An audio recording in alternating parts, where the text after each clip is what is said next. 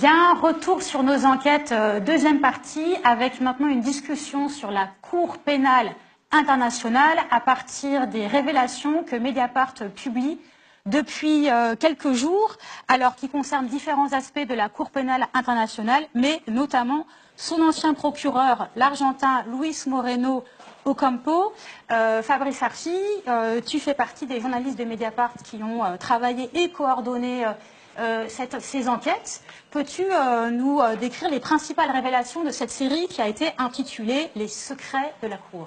Voilà, les secrets de la Cour, en fait, c'est une nouvelle opération journalistique internationale, comme il en existe ailleurs et avec d'autres journaux en France, avec le consortium qui s'appelle l'EIC, au sein duquel sont représentés plusieurs médias européens. Alors, il y a le Spiegel, El Mundo, le Sunday Times en Angleterre, une douzaine de médias européens, le Soir de Bruxelles, qui est très actif, avec qui on avait déjà fait, par exemple, les Football Leaks à la fin de l'année 2016. Là, c'est notre nouvelle enquête qui, pour la première fois, révèle un peu les coulisses de la Cour pénale internationale grâce à la fuite de 40 000 documents confidentiels. Alors, ce sont des correspondances, des éléments bancaires, des télégrammes diplomatiques que Mediapart a obtenus et a partagé avec une bonne quinzaine de journalistes dans une bonne dizaine de pays européens. 6 mois de travail. Et donc, comme tu le disais, Jade, les secrets de la Cour, dont les révélations ont été publiées dès vendredi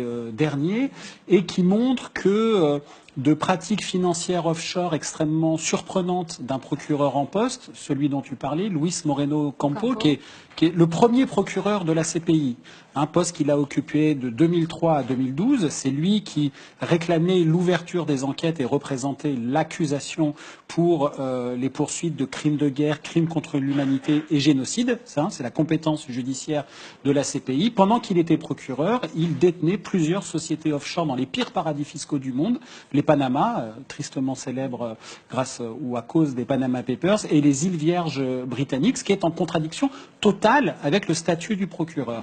Nous avons révélé toujours concernant ce monsieur Ocampo qui s'est reconverti dans des activités de consulting et d'avocat et de conseil juridique très lucratives après avoir été procureur de la CPI. Comment ? Alors qu'il était chargé de poursuivre des criminels de guerre, il s'est retrouvé à conseiller de potentiels criminels de guerre libyens, notamment via un milliardaire et un homme d'affaires libyen, pour éviter qu'ils se retrouvent devant la CPI. Donc à monnayer en quelque sorte l'influence qu'il avait gagnée par l'exercice de ses fonctions au sein de la Cour pénale internationale, au service, qui plus est, de personnes. C'est ça, c'est-à-dire que c'est une sorte de pantouflage hideux. Contre, là, dans le cas libyen, 750 000 $ qu'il a perçus. Il avait un contrat d'honoraires quand même de 3 millions sur 3 ans pour éviter qu'un clan qui est très actif dans la guerre civile en Libye, qui a lieu aujourd'hui, après l'intervention militaire décidée par Nicolas Sarkozy dans des circonstances sur lesquelles on a beaucoup écrit à Mediapart, pour éviter que ce clan-là, lié au maréchal Haftar, qui est l'un des seigneurs de guerre, entre guillemets, de l'après-Kadhafi, ne se retrouve dans le viseur de la CPI, qu'il a lui-même servi, entre guillemets, pendant 9 ans. En réalité, on réalise à quel point la CPI l'a servi lui-même pour faire fructifier, comme tu le disais toi-même, son carnet d'adresses. Et on découvre que ça n'est pas seulement une histoire de l'ancienne CPI sous Ocampo, puisqu'on voit que sur d'autres dossiers, le même Ocampo, cette fois main dans la main, pour une très noble cause, celle des yézidis irakiens, financé par un banquier new-yorkais, un peu trouble,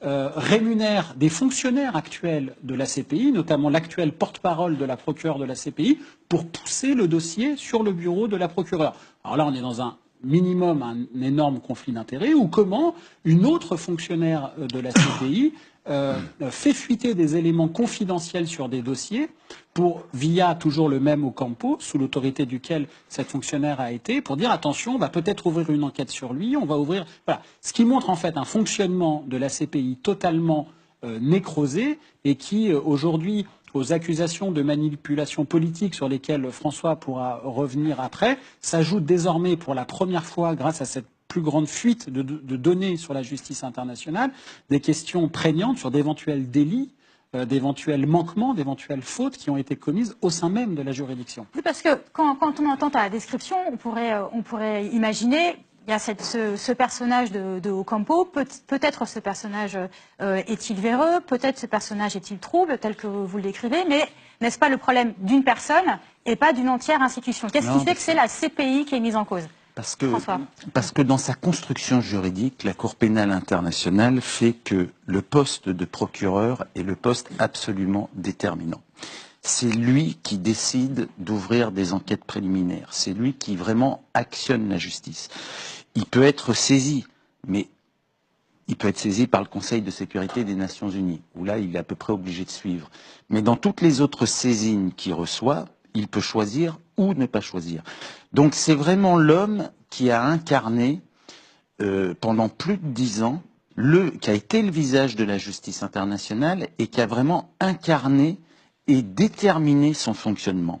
C'est d'autant plus important que aujourd'hui, celle qui lui a succédé, Fatou Bensouda, qui est donc procureur général, était son adjointe. Donc il y a une continuité extrêmement forte dans les équipes.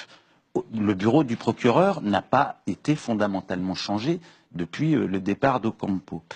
Donc on est là dans une institution qui, oui, repose sur une personne, sur quelques personnes. Il y a évidemment des contrepoids, il y a le corps des juges qui peuvent décider, qui peuvent intervenir, etc. Mais le rôle du procureur, on est vraiment dans une justice à l'anglo-saxonne, dans des procédures accusatoires, est absolument déterminant. Et ce que révèle cette enquête, et franchement, elle est beaucoup reprise à l'étranger et elle est publiée par des confrères étrangers, je trouve quand même invraisemblable qu'elle ne soit pas plus reprise en France et que ce débat n'émerge pas en France. Et pourquoi ça n'émerge pas? Alors pourquoi? Parce que je pense que ce que nous révélons, susceptible de constituer des délits, trafic d'influence, corruption éventuelle, etc., ce que nous révélons vient éclairer ce qui a été et ce qui apparaît de plus en plus nettement depuis quelques années comme l'échec politique de la Cour pénale internationale. La Cour pénale internationale, il faut quand même s'en souvenir, quand elle est créée en 2002, c'est une immense promesse. C'est vécu comme une immense victoire de tous ceux, de toutes les ONG qui, pendant 10 ans, en gros depuis la création des tribunaux sur l'ex-Yougoslavie, on dit créons cette Cour pénale internationale. Oui, parce que peut-être pour expliquer, aujourd'hui, bien des victimes de dictatures, de massacres, d'assassinats de masse, etc., n'ont pas de recours juridique. Et donc, il y avait le besoin de créer une enceinte internationale à compétence universelle, universelle et qui puisse se saisir justement de génocide, comme l'a dit Fabrice, génocide, crime de guerre, crime contre l'humanité. Pourquoi ça ne marche pas? Alors voilà, donc il faut insister là-dessus sur d'abord les 10 ans de bataille diplomatique acharnée pour que cette cour puisse être créée. Il y a 6 pays qui, depuis le début, se mettent en travers. Ce sont les États-Unis, la Russie, la Chine, Israël et deux autres pays moins importants, qui évidemment ne veulent pas tomber sous la coupe d'une justice supranationale, dite internationale. Donc ces 6 pays bataillent durant des années pour interdire, du reste ils ont voté contre, le statut de Rome en 1998, qui est la première marche pour créer la Cour pénale internationale. Pourquoi ça ne marche pas ensuite? Parce que cette Cour a subi des offensives absolument délirantes de ces pays qui se sont opposés, la Russie et surtout les États-Unis. Les États-Unis qui, pendant 10 ans, vont continuer à mener une bataille. Par exemple, les États-Unis ont passé une centaine d'accords bilatéraux avec des pays, plus de 100 pays, des pays qui eux-mêmes avaient reconnu la compétence de la Cour pénale internationale, mais les États-Unis ont contracté des accords avec ces pays en leur disant « vous n'avez pas le droit de remettre à la Cour des ressortissants de notre pays ». Et dans certains de ces accords, les accords prévoient qu'il leur est même interdit de collaborer avec la Cour pour des affaires qui pourraient menacer des Américains. Donc les États-Unis ont mis en place une espèce de bulldozer diplomatique à tous les étages pour couper les bras et les jambes de la Cour. Deuxième élément, la Cour n'a pas de moyens d'enquête en propre.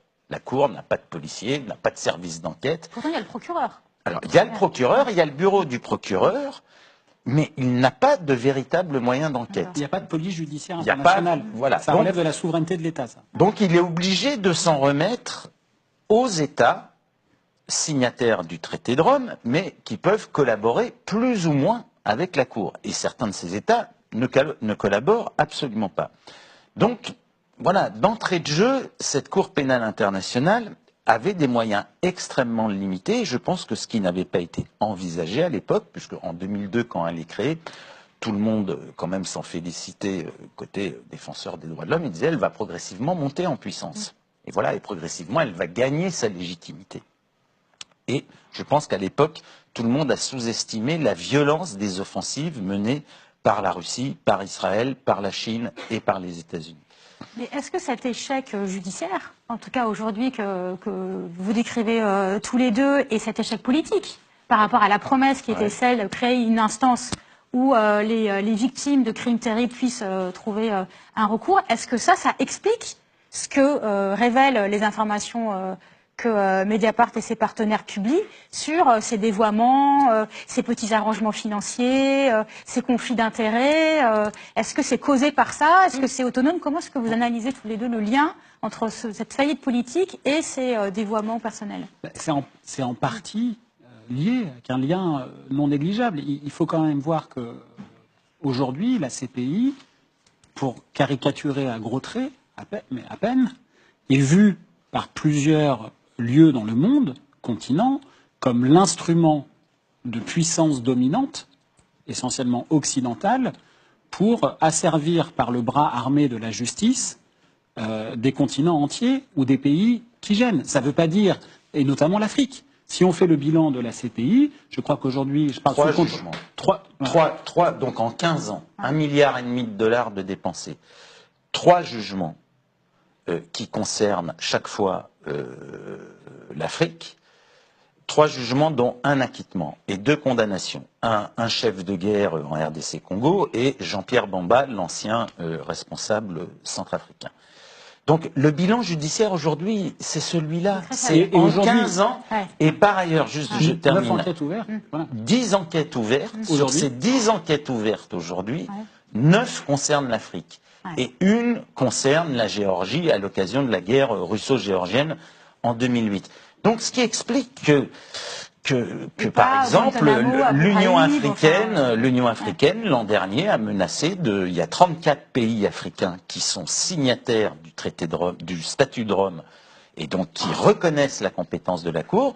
Eh ben, l'an dernier, ces 34 pays ont menacé de se retirer de la Cour pénale internationale. Parce qu'on a sous les yeux une autre illustration d'une manipulation de grande ampleur, c'est le procès de l'ancien président de Côte d'Ivoire, Laurent Gbagbo. On l'a abondamment traité dans Mediapart.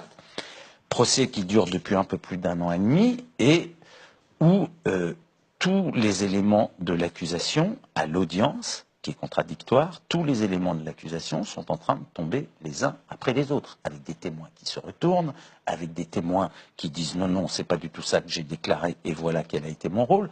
C'est un procès qui est hallucinant et qui est en train de décrédibiliser toute la procédure d'enquête qui avait été menée concernant les événements de Côte d'Ivoire. À ce propos, d'ailleurs, on fera demain des révélations, je crois, très importantes sur l'origine et de ce qu'on peut appeler la manipulation du dossier Gbagbo, qui pour la première fois sera documenté de l'intérieur. Donc c'est demain sur Mediapart à 18h. Donc pour faire le lien avec ta question, bien sûr que ce fiasco politique, ces statistiques qui sont terribles, ce qui ne veut pas dire que, évidemment, il n'y a pas de génocidaires, de criminels de guerre et de criminels contre l'humanité sur le territoire africain.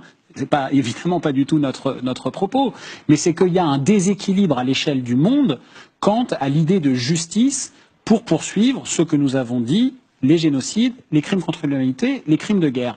Je donne un exemple par rapport à des révélations que nous venons de faire. Il est 18h44, donc il y a 44 minutes sur Mediapart. Et partout en Europe, on a publié le nouveau volet de ce qu'on a appelé les secrets de la Cour. C'est une enquête qui est menée comme l'essentiel des papiers qui sont signés pour Mediapart sur ce sujet par Stéphanie Maupas, dont je montre le livre ici, dont le titre dit tout, le Joker des puissants. La CPI, c'est le joker des puissants. C'est paru dans une maison d'édition qu'on connaît bien ici, qui est Don Quichotte. Bon, Stéphanie signe ce soir un article sur le Kenya. Le Kenya, comme beaucoup de pays en Afrique, a connu une crise électorale terrible en 2007 entre deux parties prenantes, dont l'une est l'actuel chef de l'État au Kenya, Monsieur Kenyatta. Bon. Crise électorale qui a débouché sur une tragédie absolue, 1100 morts, 350 000 déplacés. En 2010, le procureur Ocampo dont nous parlons ouvre une enquête et inculpe 6 personnes, parmi lesquelles il y a l'actuel président kényan, Monsieur Kenyatta. Aujourd'hui, le dossier s'est intégralement effondré. Plus de charges, plus rien, il n'y a plus rien. Qu'est-ce qu'on révèle? On révèle que Ocampo, qui avait inculpé pour crime contre l'humanité au Kenya, notamment le chef de l'État en exercice, dès qu'il a quitté la Cour, s'est employé avec un activisme absolument stupéfiant et secrètement à continuer à tirer les ficelles au sein de la Cour et à agir pour, je le cite dans un document que nous révélons, trouver une sortie honorable à M. Kenyatta. Bon, nous n'avons pas le fin mot de l'histoire de cet activisme stupéfiant. Mais pourquoi? Qu'est-ce qui cause On ne sait pas. Est-ce qu'il y a des questions d'argent? Est-ce qu'il veut sauver sa propre réputation par rapport à un dossier qu'il a ouvert n'importe comment avec un amateurisme qui malheureusement a teinté beaucoup de ses enquêtes sous son autorité? Et c'est aujourd'hui la procureure, comme le disait François, la procureure actuelle de la CPI, c'est celle qui a été son adjointe pendant 8 ans. Au sein de la Cour. Mais comment on peut aujourd'hui imaginer qu'un homme qu'on a accusé face à la tragédie de plus de 1000 morts et de 350 000 déplacés d'être un criminel contre l'humanité, le même qui porte ces accusations, quelques mois et années après, fait tout dans les coulisses des organisations internationales, auprès même de l'ancien secrétaire général de l'ONU, M. Kofi Annan, qui a été un médiateur pendant quelques années de la crise kenyane, pour trouver une sortie honorable à celui qui l'a accusé. Tout ça jette évidemment une opprobre et un doute sur toute la CPI. Ça ne veut pas dire qu'il faut jeter avec l'eau sale de la CPI l'idée de la justice internationale, qui est un instrument de paix merveilleux. Mais là, il faut revoir de fond en comble, notamment à l'aune de nos révélations, ce qu'est le fonctionnement et les objectifs d'une cour comme celle-ci. On ne peut qu'imaginer, en vous entendant tous les deux, que ces dysfonctionnements majeurs, structurels, suscitent des discussions, des critiques en interne de la Cour. Est-ce que par les documents que vous avez obtenus, on a des éléments là-dessus sur la nature de la discussion au sein de la Cour pénale internationale sur ces échecs? Ce qu'on sait, c'est qu'il y a quand même une très grande fébrilité actuellement à la Cour pénale internationale, que notre enquête vient encore renforcer, mais une fébrilité qui en fait dure depuis quelques années. Pourquoi? Parce que il y a chaque année, en novembre, ce qu'on appelle l'Assemblée des États parties. C'est-à-dire que tous les partis qui reconnaissent la compétence de la Cour se réunissent à La Haye pour faire un bilan annuel de l'activité de la Cour, examiner son budget, etc. Une sorte de parlement des États membres. Voilà. Ils se réunissent et ils regardent comment tout ça fonctionne. L'an dernier, c'était extrêmement tendu, puisqu'il y a eu cette espèce de révolte des États africains, de menace des États africains. Je rappelle que le Burundi a entamé la procédure de sortie de la Cour, que l'Afrique du Sud l'a fait, que la Gambie est en train de le faire, et qu'il y a cette menace brandie par l'Union africaine, qui est de dire, nous, on va sortir en bloc. Pour l'instant, ça n'a pas été retenu, mais on crée un tribunal, une Cour pénale internationale africaine. Alternative, en quelque sorte, alternative, en parallèle. Voilà. Donc la prochaine assemblée des partis, c'est en novembre. Et ça s'annonce encore plus tendu que l'an dernier.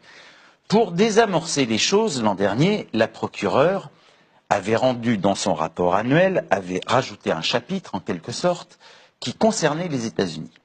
Et dans ce chapitre, elle documentait comment les États-Unis ont commis des crimes de guerre, et elle le faisait sur l'Afghanistan, parce que l'Afghanistan est signataire du traité instituant la Cour. Donc en novembre 2016, la procureure dit oui, nous avons établi que des soldats de l'armée américaine et la CIA ont eu recours à des méthodes constitutives de crimes de guerre, de torture, de traitements cruels, d'atteinte à la dignité de la personne et de viol.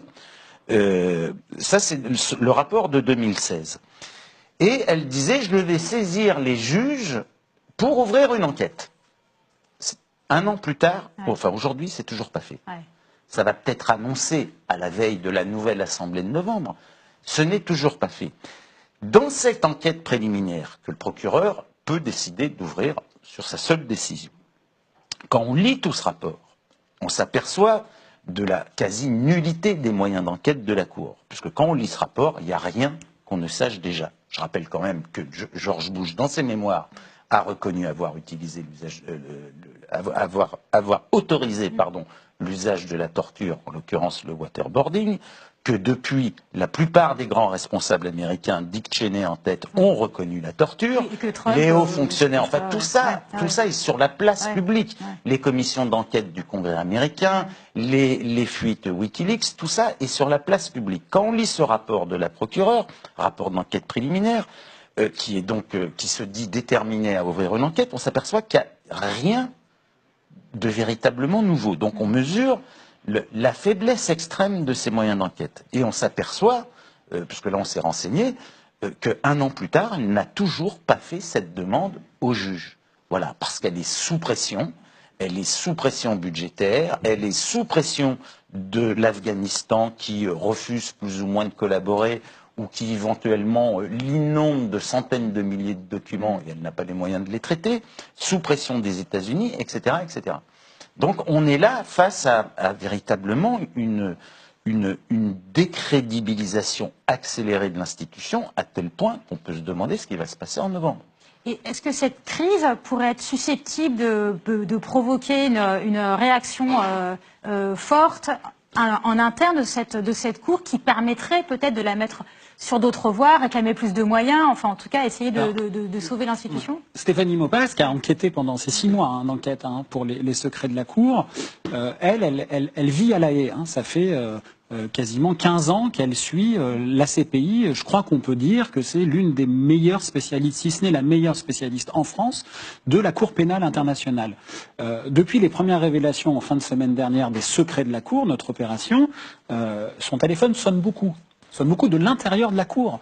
Des gens qui sont mais qui nous disent, qui lui disent, il y a des choses qu'on savait, c'est formidable que ça sorte, c'est stupéfiant, et c'est inconcevable qu'il ne se passe rien. Ouais. Et là, il y a un enjeu, je trouve, qui est capital sur l'effet de sens que doivent avoir nos révélations. On ne peut pas laisser aux ennemis de la démocratie, aux dictatures et aux autocrates, le soin d'applaudir seul notre travail. Bien sûr qu'il y a des gens qui vont vouloir, comme c'est souvent le cas face à des révélations qui dérangent, utiliser et pervertir notre travail pour dire « Regardez, la CPI, c'est vraiment un endroit vermoulu. » Et au service de régimes, au service de satrapes, on peut pas.